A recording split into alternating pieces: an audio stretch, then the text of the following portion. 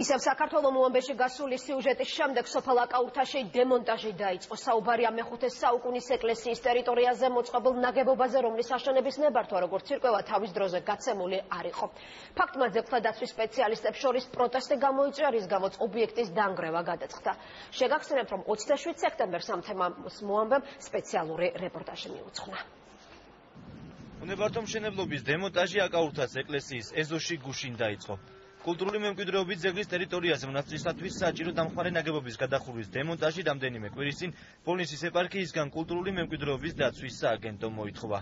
კულტურული მემკვიდრეობის ძეგლის იერსახისათვის შეუფერებელი მინაშენის გამო პროტესტი თავდაპირველად ხელოვნებათმცოდნეებმა გამოთქვეს. ეს უნდა იყოს მაგალითი ყველასთვის, ვისაც განზრახულია გარკვეული ქმედებების ჩადენა. გარკვეული სამუშაოების ჩატარება და ძეგლთა დაცვასთან არ არის კომუნიკაციაში. რაიმე სურვილები არსებობს მათი მონასტრების განვითარების.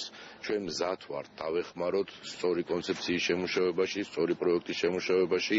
მოამბის გადამღები ჯგუფი სოფელ აკაურთაში ამ საკითხის გასაშუქებლად რამდენიმე კვირის წინაც იყო ჩასული. როგორც ბოლნელი ეპისკოპოსი მეუფე ეფრემი აცხადებს, ეს გადახურვა მხოლოდ საყოფაცხოვრებო საჭიროებებიდან გამომდინარე აშენდა.